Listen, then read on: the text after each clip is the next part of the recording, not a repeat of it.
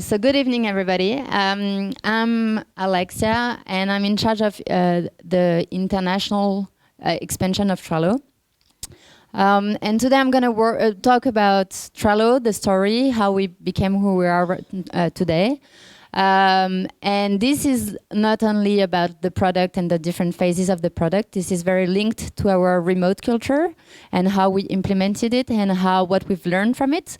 And I'll then wrap up with a small overview of how we use Trello internally, and maybe you can find some inspiration in that. So if we start, first we just announced 2 weeks ago or 3 weeks ago that we passed 25 million signups. So this is a big mark for us because when we started Trello, the goal was to reach 100 million signups. So we're closer to that, not there yet, but closer to it. And so today I'm gonna start with a quick overview of like the story behind Trello and how we became the tool we are today. So first, this is the very first Trello thing that ever existed. This is from Justin Gallagher's notebook, one of our designers and the first person to work on Trello. And this comes from something we call Creek. So Trello, for those who don't know, comes from Fog Creek, which is a software company that was founded by Michael Pryor and Joel Spolsky. And the goal of this company was basically to empower developers, because in 2000, most developers were support developers in big companies in New York.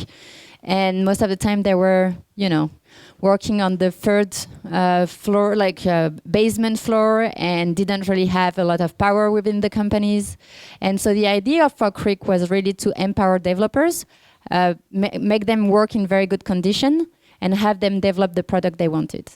And part of this philosophy, they had what they called Creek Week. And Creek Week is basically a week you can take where you don't have to work on your usual work. Like we know you will not work on that. They were open to that. But you should work on any type of content you think, like any type of project you think can be innovative or fun or interesting for the company. The only condition was that at the end of the week, you should present what you had been working on. And so Bobby Grace and Justin Gallagher came together and wanted to work on something, a concept that they had internally that's called the Rule of 5. So what it is, like, they had a lot of different projects, new product launching and things like that. And so when the executive team wanted to understand what was happening within the company, they would ask the managers, what is your team working on? And the managers will say, oh, we are working on this very long list of items, which we know is not really true. You never work on more than 5 things at the same time. And so this is what we've called the rule of 5. And this is very simple. You need to communicate 5 things. The two first one are 2 things you are working on right now. The 2 other one are 2 things you will be working on next, so that we give context on what's coming up.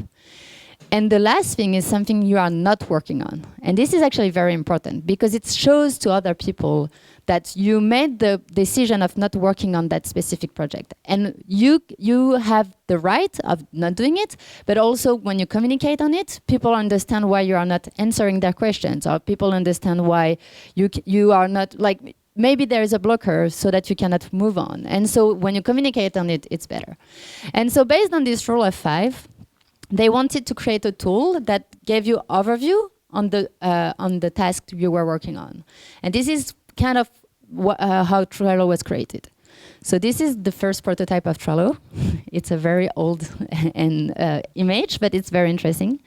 And so this is kind of this concept of 5 things. So obviously there were other concepts that inspired a Trello board. Some like the Kanban methodology, the simple post-it that they could see in everybody's offices and didn't really understand why it wasn't digital yet. And so, but thanks to all this inspiration, it became Trello. So just before I continue, how many of you use Trello now? At least I have already seen a Trello board in their life. Okay, so I'll keep on talking about Trello. So one of the things that is important with this concept of the rule of 5 is that Trello is a horizontal tool. And sometimes people are like, oh, Trello is good, but sometimes I have so many cards that I need to scroll down and it's very hard and like I cannot really use it anymore. And so we believe that there is no good way or bad way of using Trello, but the only constraint that we see is that most of your workflow should fit within a screen. And the reason why it's hard to scroll down is that we believe that you cannot really have overview if you start having so many cards that it doesn't fit anymore. So this is something that we analyze internally all the time. And so when our workflows start growing and that it doesn't really fit anymore, then we know that we need to start rethinking it. So maybe some cards should become other boards, or maybe some cards should become checklists, or maybe... So this overview is actually very important in the pure concept of Trello. So after the prototype was built, 2 other engineers joined the 2 designers, and they started working on Trello and make it an available product. And they had a launch date, which was TechCrunch Disrupt in 2011. And so this is one of our founder, Joel Spolsky. And so they launched, they participated in a contest, a startup pitch contest, and they lost. But the good news with this pitch is that the next week they had actually gained 25,000 signups. So they saw that there were an interest in the product. And something they had done in the beta process was that they wanted to create a product that anybody could use. And so what they did is that they came to a lawyer firm and they said, look, can you use this tool and try to see if you can use it and like give us feedback? And so why did they choose lawyer? It's just that it's not tech people, like in general. They have a very strong, they had a very strong network of dev, but they wanted to test it outside of this network. And what was interesting is that after a week or two of using it, the lawyer came back to them and had very specific feedback. So the feedback was like, oh, I can drag and drop the card, but then if I want to add a checklist, I cannot do it. And so what they understood is that the lawyers had understood the pure concept of Trello, but they wanted more of that. And so for them, that was a really good proof that the product could grow among any kind of sectors. So after the launch at TechCrunch, they kept on adding people to work on the product.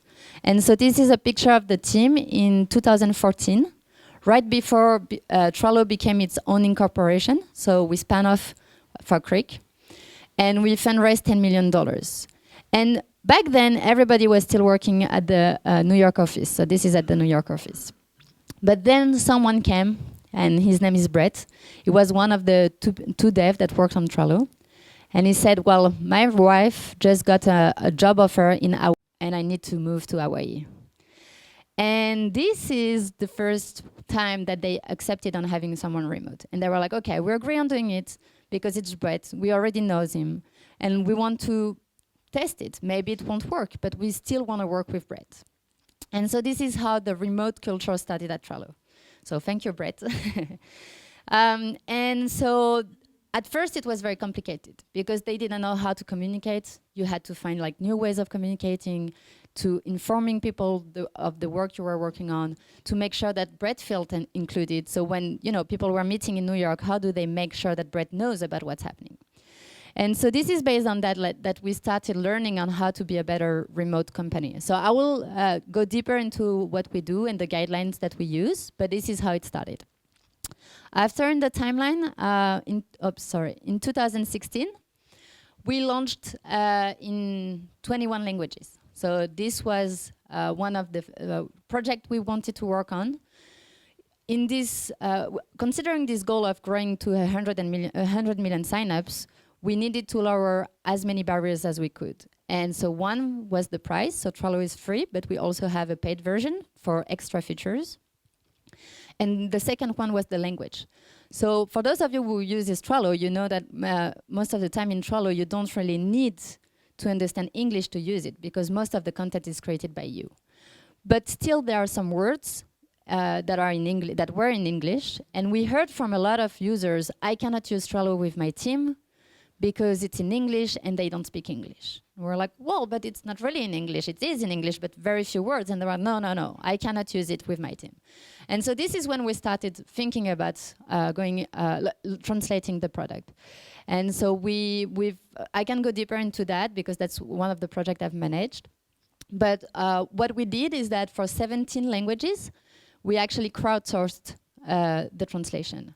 So 500 of our users volunteered in helping us translate the product. And in 4 months, we were able to launch in 17 new languages. So it was a total of 21 languages. So I'm very sorry about that. Danish is not one of them, but hopefully it will be a part of the next bunch of languages we translate. After that, something else happened, which is pretty important. We got acquired by Atlassian. So Atlassian is a company that owns several products. One of them is Jira. And so it was back in January this year, and it was a 425 million acquisition, so quite a big one. And for us, it has been very interesting seeing them because we have much more resources than just being a startup, and so we can continue to give at least the best experience we can to the users. So back to remote work. How remote are we today? So today we have about 120 people working on Trello, and 65% of them are working from home. And this is, so if you count, like, we've grown, but we maintain this remote culture. Something that is important is that we still have people working from the office, and we still hire people that don't want to be remote. The only condition we put is that those people should embrace the remote culture and agree on the fact that not all of their coworkers will be in office. And so now I'm gonna share some learnings we've had of implementing this culture and what we've learned. And something very important about those learnings is that they don't necessarily apply to remote work only. So how many of you work remote here? Okay, some of you, that's good. Something that's important with remote work is that it exacerbates the fact that you cannot communicate with someone because that person is not next to you. But if you think about offices, like sometimes you work with someone who is in another team, or that person is in another office, or that person is in another country. So all of us, even when we are within an office, face communication issues. And so what we've learned is more extreme because we are separated physically, but those advices can be applied to anybody that works with other people. So first one is empathy, and why. So when we decided to go remote, we had to understand what is the concept of a successful team? Like, what makes a team successful? Will the fact that we are distributed change the way we are successful or not? And so we looked at a project called Project Aristotle by Google, and they researched what makes a team successful. And so first they found out what doesn't make a team successful. So the first thing is individual IQ doesn't make a team more successful. So if you have one person that's very smart in your team, doesn't mean that your team will be successful. Aggregated IQ, same thing, doesn't make your team successful. Proximity, neither. And this is something interesting for us. So it meant that it's not because you're in the same place that you will be successful. So that was a good point for us to try to be remote. Experience, same thing, doesn't make a team successful. And examples such as Facebook or any new tech companies that really grew fast proves it. And interestingly enough, leadership doesn't make a team more successful. But empathy is the key. And empathy is really this thing about how much you care about your coworkers, how much you all together work and want to thrive together. And this is something, creating an empathy is pretty easy when you are next to your neighbor, or to your coworker, because you can chat about them, learn about who they are, learn about their kids, their friends, their family, their interests. When you work alone from your room, it's a bit harder to do that with your coworkers.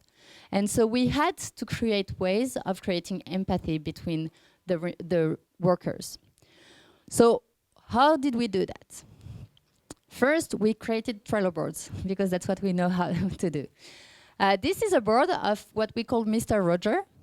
So Mr. Roger is something we do every month. We meet with 4 other people from the company, and we talk about everything but work.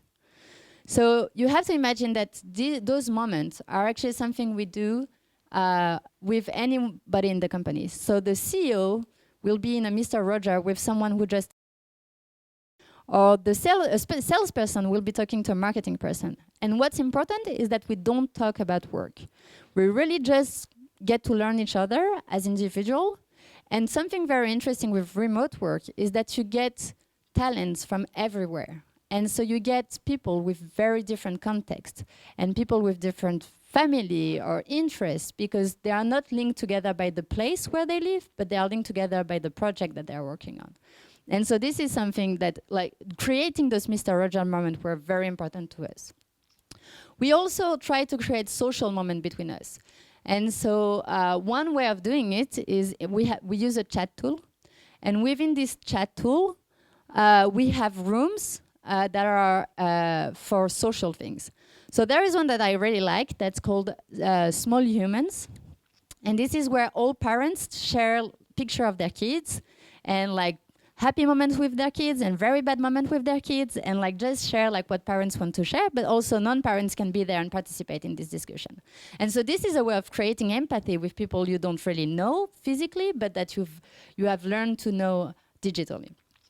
Another room is about yoga, and we have cooking, travel, like anything that people care about. We also just started doing something that I really like, is a running group. So everybody that has that wants to run and have like goals in running, they just every week they set a goal of all of us should just run 10 kilometers. And then at the end of the week, they just check that people did it or not. And so this is a way of interacting together, even if you're not together.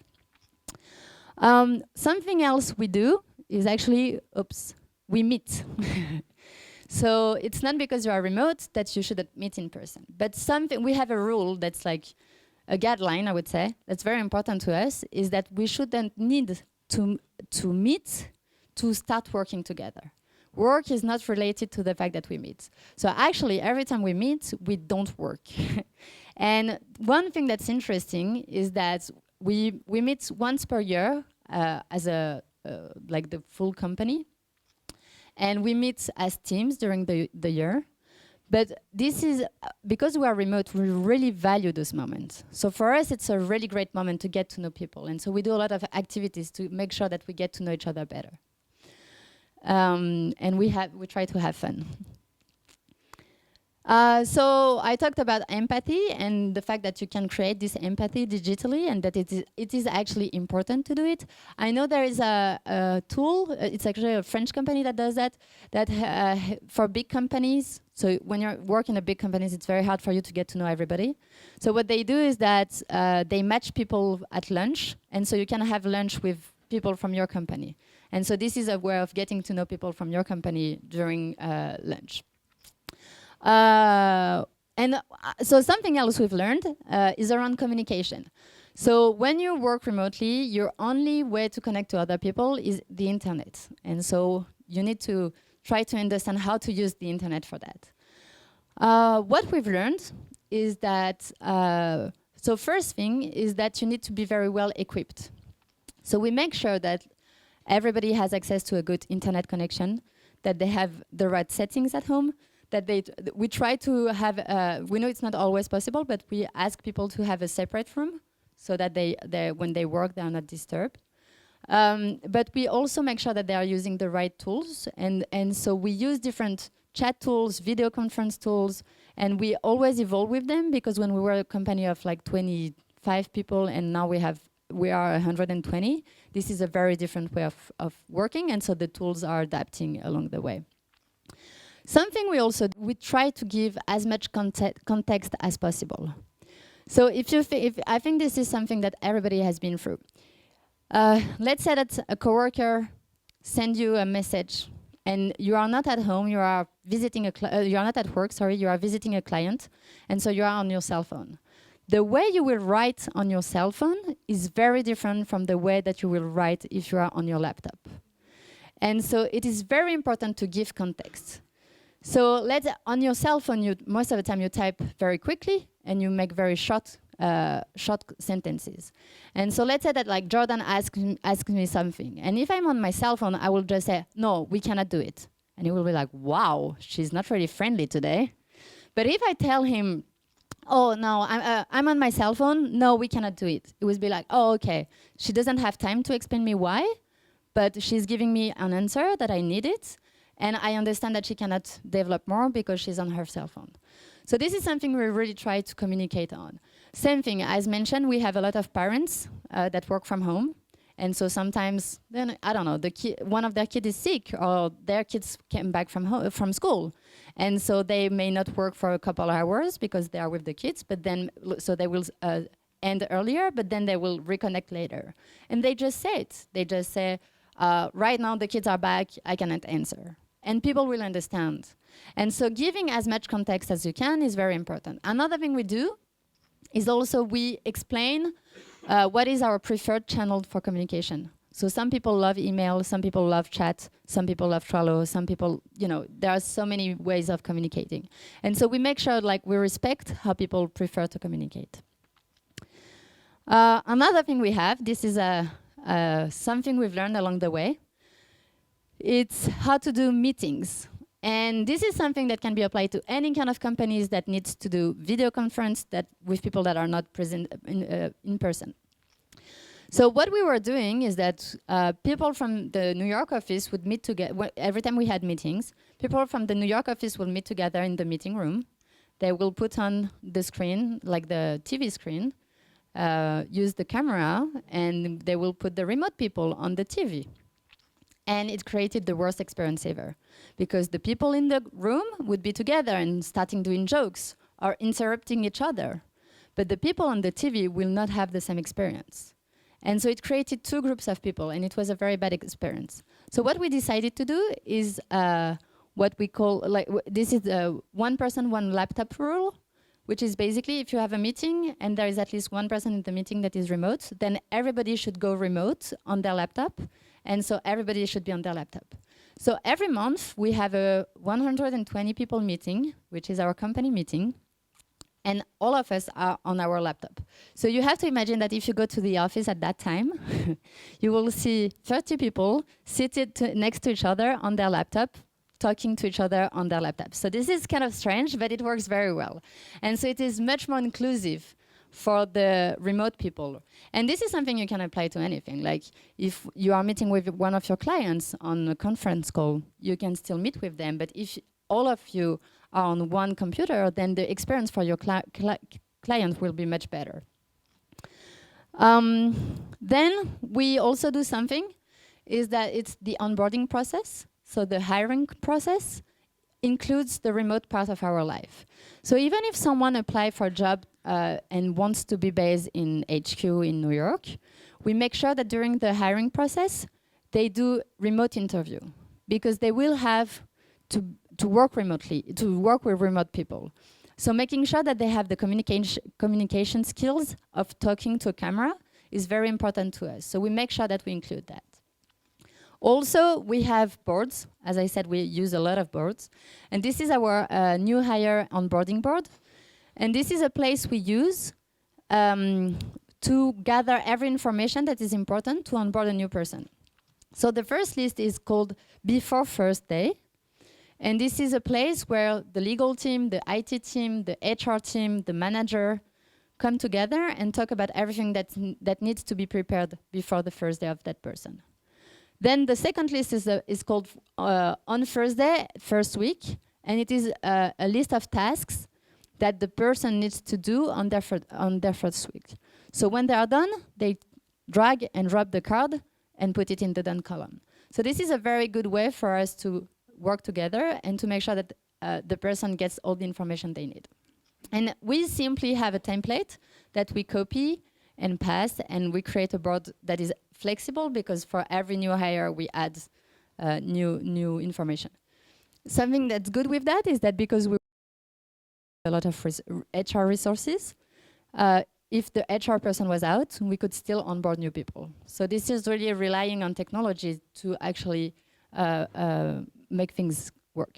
Something we also do on this board is that we share our story. So you cannot see the list on the screen, but we have a list that's called Company Culture, where we share the story of what has happened before, and so that new people knows what we are talking about. And so one of the cards is actually about the jokes, and like the internal jokes. So it happens everywhere. We have internal jokes, but then when you're a newcomer, you have no idea what people are talking about. And so it's a nice way of including new people and like letting them know what's happening. So something like I want to share is that not all communication is equal. And this is very important to understand that and to always question what communication tool you are using and how and why. And so if you are on the chat, it's because you want to talk with someone quickly. But then maybe you will make a decision on the chat. And if you make a decision, then it should go on the platform you use to make decisions. In our case, it's Trello. And so this is the way we do it. Like we chat because we're humans and we need to chat. But then if we make a decision or if we share something that needs to stay for a longer time, we put it into Trello. And this is a way for us to all have the same information. So always think about it and always think about giving the context. Then the last learning is that collaboration tools are the new workplace. So whether we like it or not, this is happening. And so we are trying to, this is like, we want to show what they can bring to you as a team. So the first thing is that collaboration tools are social value. And so as mentioned before, like you can connect as humans being through digital tools, like it works. This is one integration that we have with Appear-in. So I'm not sure if you know Appear-in. It's a chat tool, like a video chat tool. They are Norwegian, and we have done a lot of things with them. We have a powerup, we have integrations, we have a lot of different things. And this is actually an embedded board within the chat tool. So you are on a chat, like on a video, conference. You are talking together, and you can integrate and all look at the board at the same time and work on the board at the same time and still talk together. So this is like a nice way of bringing video and Trello together. Another thing is are the goals. So one way of keeping us all going in the same direction is to have the same goals. And we use it in a very flexible way. So what we do is that we have the company goals, we have the team goals, we have the individual goals, but we make sure that we're flexible with it, because sometimes something comes up and it is more urgent than what you had in mind. But if you communicate about it, then it's fine. People will understand what's happening. It's kind of like this the rule of 5, the one like, I'm not doing it. This is kind of this concept of like, yeah, I know I'm not doing it, but I'm aware of it. And so the way we do it internally now is that we have this company overview board where every team and every project manager share the updates of the thing they are working on. And so every week they comment on it and share information that is valuable for the whole group. So let's say that like the product team is launching a new feature. This will affect the marketing team, the support team, the sales team. And so making sure that this information is shared is very important. And so this is, for us, this is kind of like the sum up that you will send to your boss, but if you send it in a Word format, probably they won't read it. So for us, it's like a nice way of sharing quickly some information. And then another thing we do is that we have this name we call dog fooding. And so which is the fact that we use our own tool to create our own tool. So we use Trello for everything, but we also make sure that we feel the same pain point than our users. We just got acquired by a 2,000 people company. We learned how it is to onboard 2,000 people at once. And this is not something we could test before, really. And now we are living it. And so we make sure that we go into the shoes of the users and leave everything we can, and then we can iterate on that and make it a better product. So I shouldn't say that, but some features you have are also linked to the fact that some devs really wanted one feature, and so they wanted to make sure they had a better product. But we also receive a lot of feedback and requests, and this is something we always try to listen to and to integrate into our product. And I think this is like collaborating on that is very important. We have a value that is called don't do nothing. And don't do nothing is basically, if you see something broken, fix it. And it is really like about being responsible for the community and making sure that you take action. So let's say that I'm on the blog and I'm seeing a typo. It's not my job to correct that typo, but I can tell the person that's owning the blog that there is a typo in there, and this will make their life easier. And so this is something we do all the time. And this is really this is how a workplace would work. If you're at in an office, you will just go to that person and say that there's a typo on it.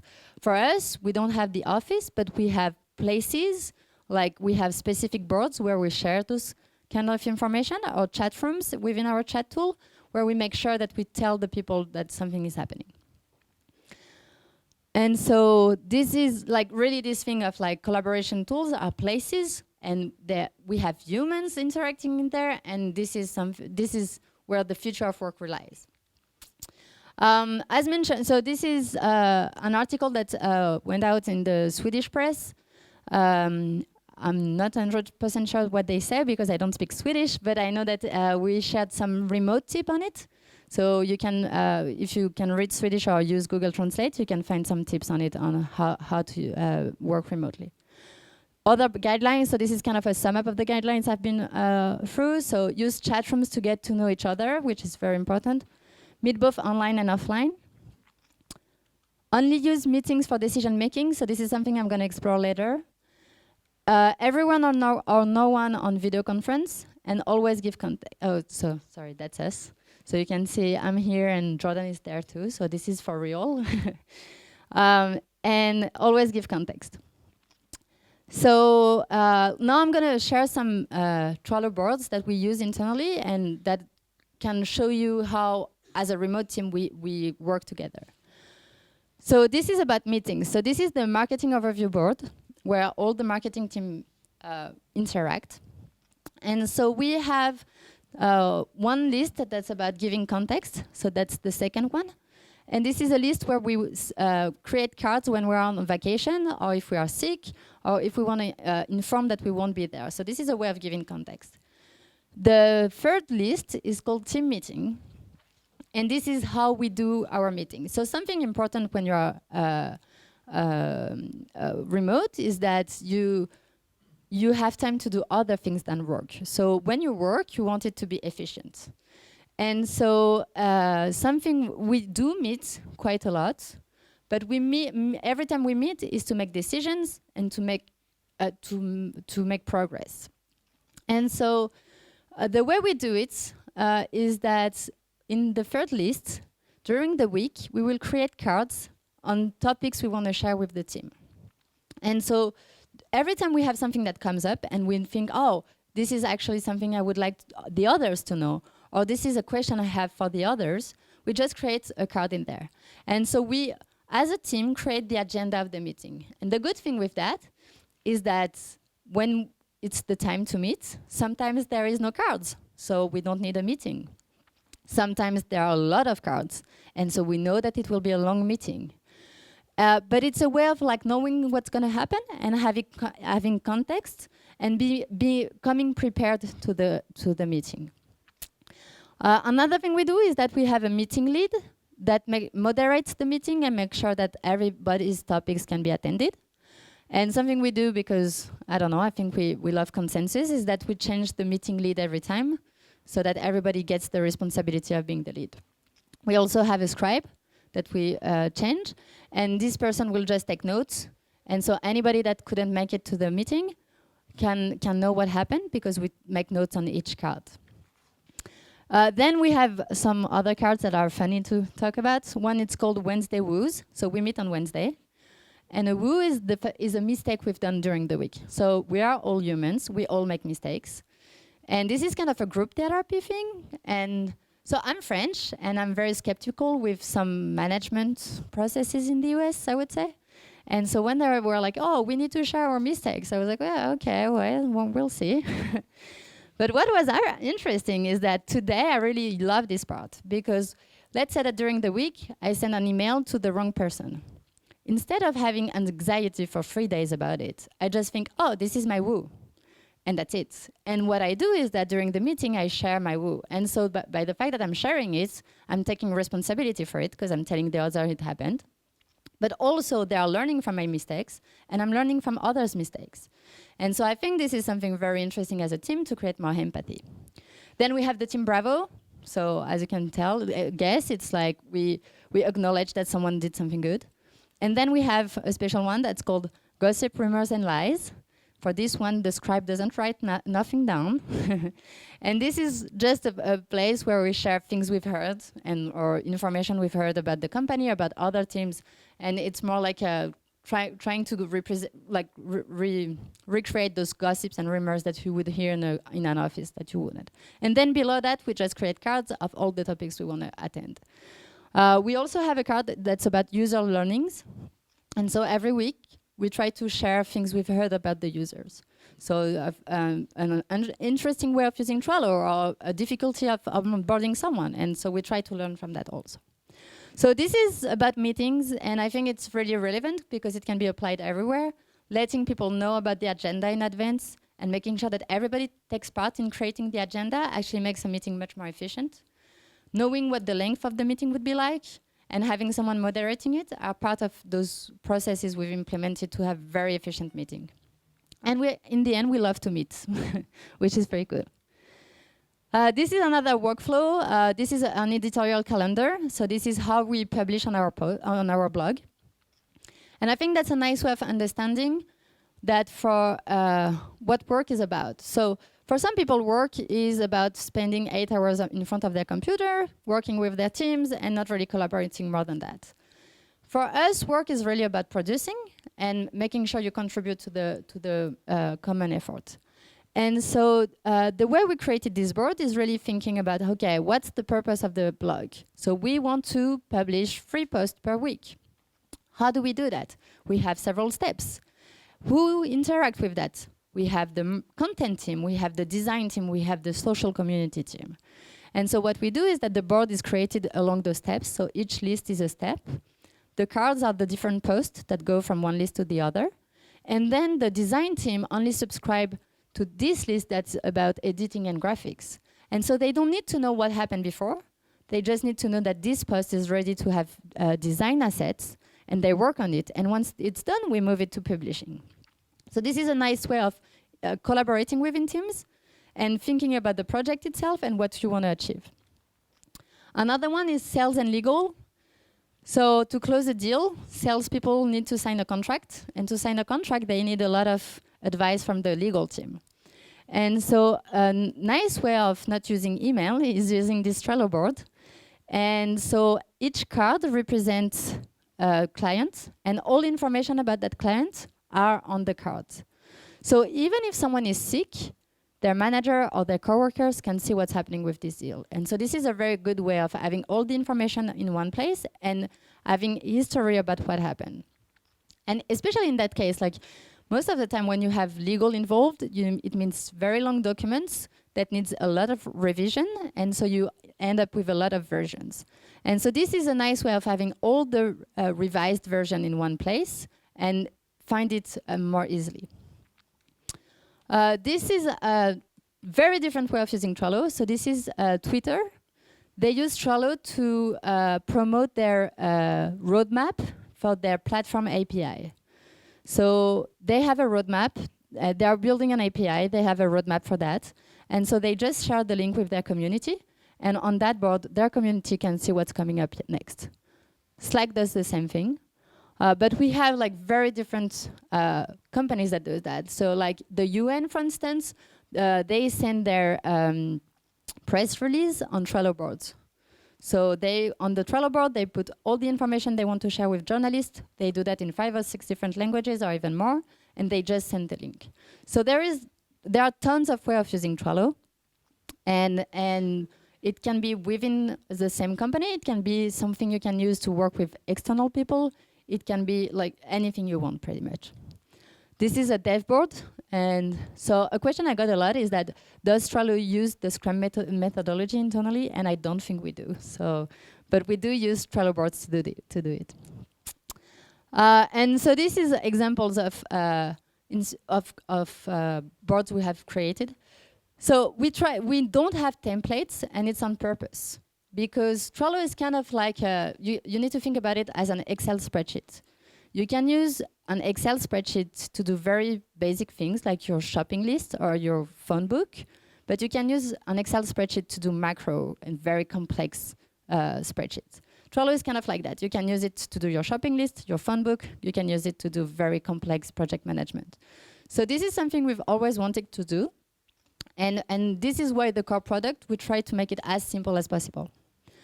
But we also have like very different examples of how to use it. So a good one that I really like, Jordan just became a dad 5 months ago. And he chose his daughter's name on Trello. So he had a list of all the names he wanted. And then with his partner, they chose Nora, which is a beautiful name. So this is really like, you can use Trello for pretty much everything. And when we talk with users, we learn so many ways of using it. Like in the US, there are a lot of agile family that use Trello with their kids to make sure they brush their teeth and they do their homework, and then they drag and drop the card into the done column. So speaking of the product, those are some product principles. And I'll talk about 4 of them. The first one is that we try to be universal. So I talked about the fact that we're a free product, and we are not a freemium product. So you are never blocked on your use of Trello. But if you want extra features, then you can pay for it. So our extra features rely on integration with other tools, so that you can. So this is called powerups, and so you can give power to your boards depending on what you want to do. And also we have a lot of administration features linked to. You're a big company, and you cannot. Everybody use Trello. You cannot really control what people put on there, but you can control the fact that only people from your company will have access to those boards. So this is the kind of extra feature that we have. But apart from that, we are universal in the sense that we are on a lot of different platforms. And we just released the desktop app last 2 weeks ago, I think. And also we're available offline. And I know that offline is not really the future of the internet, but what we found out is that a lot of people don't always have a good connection, or no connection at all. If you're on a plane or in the subway, you don't have connection. And so going offline was for us a way of letting people use Trello wherever they are. So if you go on a trip and you don't have access to data or Wi-Fi, you can still plan your trip on Trello and use it to travel. Also, we try to always be easy and flexible. And this is the thing about the fact that like Trello is for everybody. So we should let you use it the way you want. We never force you onto a template or a process or a methodology. You choose to do that. And so this is something that a lot of companies tell us, is like, we have a process and we need a tool, a digital tool to make that process happen. And we tell them, well, you can use Trello because you can put any kind of process into Trello. You don't have to follow our specific methodology. So this is something very important for us. And this is where the power-ups come. So this is one part of the list of the power-ups we have. I think we are launching 1 power-up every week right now, so you can find a lot of different features. But the idea is that everybody works with different tools. Teams work with different tools. And we don't want to compete against everybody, and we don't want people to only use Trello. This is really not what we want. We want people to be using the tool they need when they need it. And for that, something that's interesting is that when you enable a power-up, you enable it only on one board. And sometimes some people are frustrated because they would like to have it on every board and not have to enable them every time. But if you think about it, like let's say you enable a Gantt chart power-up. You need it for some project. But then if you want to create your travel board, you will not need the Gantt chart power-up. And so this is a way of being flexible and attending your use case every time you have a new one. So this is something very important. Also, if you are a dev and wants to create a power-up, we have an open API, and you are really welcome to do it. We try also to be fun. And so we try to, it's kind of like putting the human within the product. So we did recently a partnership with Unsplash, which is a picture website. And so every week you can choose background pictures from their website, and it changes all the time. And what we found out is that some users spend hours choosing the picture before they create a board. So this is really something people relate to. This is also something you can use if you want to have like a group of, like you have different boards that are on the same project and you want to have the same picture or the same color as the background. That's also a way of filtering boards. We have stickers. And stickers, like, don't negligent those. Like, they're important because as human, like, one thing is that we talk, but we also have emotions and we have, you know, we use gesture and things like that. And so stickers and emoji are actually very important in the communication, even in the workplace. So we try to keep them, and you have customized stickers. And we really think it's important for teams to bond together. Then we added, for instance, this is a small detail, but that's important. We added images that could become cover images. And this is the kind of very delightful details that actually make the experience more unique and make people interact more with the product. Then we have Taco. So I don't know if you've heard about Taco, but we love him. He's actually a real dog from Jules Polsky, the person you saw at the beginning. He's a real Yoski, and we try to use it as much as we can, but also as little as we can, because we don't want to be too intrusive with Taco. And something, I work with international, so my role is also to adapt Trello to different countries. And so in some countries, Taco is like the best thing ever, everybody loves it, and blah, blah, blah. In other countries, it's like, okay, it's nice, but you know, don't really care. So this is the kind of thing we try to adapt to every country. And this is us. So we love this kind of picture. We do it every year. We point somewhere and look somewhere else, and we love to do that. And this is like trying to kind of like bring the fan together when we are together, and we love to do it. And then if you want more information on specific contents about the Nordics, we have this Medium page that's called On the Same Page. And so this is where we share stories about local companies. This is where we share pain points that are local. One thing, for instance, in the US, 42% of the population works remote. In France, it's 2%. So the reality is very different. And in the Nordics, I don't know the specific number, but I know it's in between, because every time I talk with you, there are a lot of people that work remote, but not 42% yet. So this is where we share things about collaboration, cross-team communication, and try to share more about our story also. And now I will give the mic to UNICEF. So thank you very much.